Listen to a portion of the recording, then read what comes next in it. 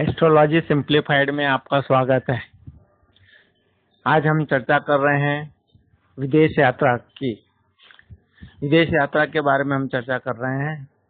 हम विदेश यात्रा क्यों करते हैं, कौन से भाव कुंडली में जातक की कुंडली में देखना है, जातक क्यों विदेश यात्रा करना चाहता है, ये सब का जवाब हमें जातक की कुंडली के विश्लेषण से प्राप्त हो सकता है।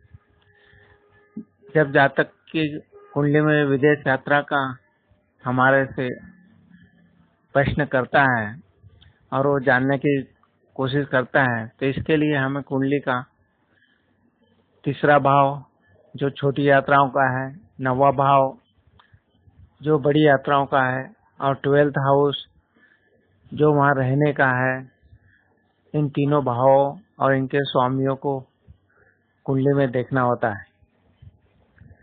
इसके साथ साथ में हम ये भी देखें कि तीसरे भाव, 9वें भाव और 12 भाव के स्वामी कहाँ बैठे हैं तथा इन भावों पे कौन से ग्रह बैठे हैं, इन सब का विश्लेषण हमें इसमें करना होता है।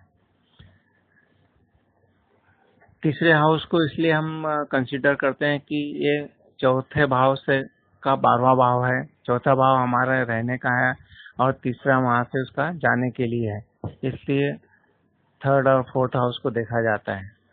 9वें भाव को इसलिए देखते हैं कि इससे हमें लंबी यात्राएं करना होती है और 12वां भाव हमें विदेश में रहने के लिए दर्शाता है। तो इन सब का आपसी संबंध होने पर और इनकी दशाएं, अंतर दशाएं जो तीसरे भाव, 9वें भाव, 12वें भाव की होती है और इनमें शुभ ग्रह उच्च के हो, सौ राशि में हो, मूल त्रिकोण राशि में हो, तब यात्राओं की संभावनाएं बनती है। व्यक्ति किस मकसद के लिए विदेश जाता है, इसका भी हम कुंडली में देख सकते हैं। अगर जातक चाहता है कि उसे पढ़ाई के लिए विदेश जाना है, तो उसके लिए हम 5th हाउस का संबंध यात्रा करने वाले भावों से देखते हैं, तीसरे भाव से, 9वें भाव, 12वें भाव से देखते हैं। अगर जातक नौकरी करने के लिए जाता है तो हम 6ठे भाव का संबंध और उसके स्वामी का संबंध तीसरे, 9वें और 12वें भाव से और उनके स्वामी ग्रहों से देखते हैं। अगर जातक विदेश जाके शादी करना चाहता है तो उसके लिए हम 7th हाउस देखते हैं और जातक विदेश में जाके अगर लेक्चर्स वगैरह देना चाहता है तो इसके लिए 2nd हाउस को देखा जाता है।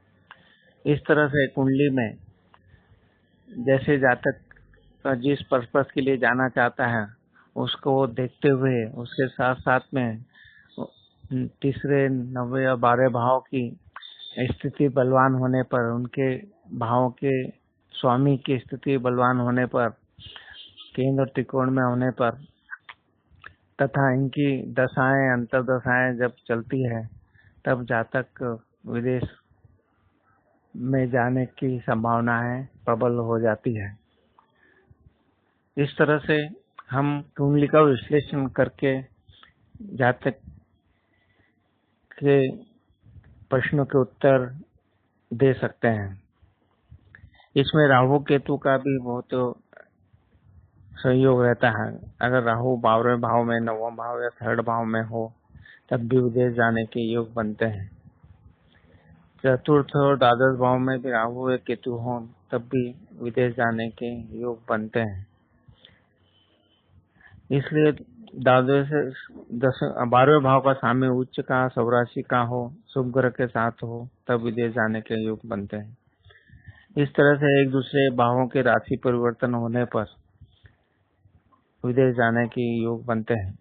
कुंडली में यह भी देखा जाता है कि अगर जो भी भाव हम बात कर रहे हैं वो अगर चर राशि में है, उनके स्वामी भी चर राशि में हो, अर्थात 3rd house, 9th house, 12th house चर राशि के हों और उनके स्वामी भी अगर चर राशियों में बैठते हैं तो विदेश जाने के योग बनते हैं। इसलिए हम कुंडली का विश्लेषण करके जान सकते हैं कि विदेश यात्रा किस लिए करना है, किस पर्पस से जाना है और उसका समय क्या होगा, वो हम दशा अंतर्दशा आदि से जान सकते हैं, गोचर से जान सकते हैं तथा ऊपर बताए हुए ग्रहों का एक दूसरे से संबंध होने पर विदेश यात्रा होती है। मैं हौसीलाल चौरे एस्ट्रोलॉजर, वेबसाइट एड्रेस है hchaure.blogspot.in, जीमेल एड्रेस है housi.chaure@gmail.com, मोबाइल नंबर 9893234239। अतः आपको मेरा वीडियो अच्छा लगा हो तो आप मेरे चैनल एस्ट्रोलॉजी सिंप्लीफाइड को सब्सक्राइब कीजिए और अपने मित्रों रिलेटिव्स को भी इसकी जानकारी दीजिए। धन्यवाद।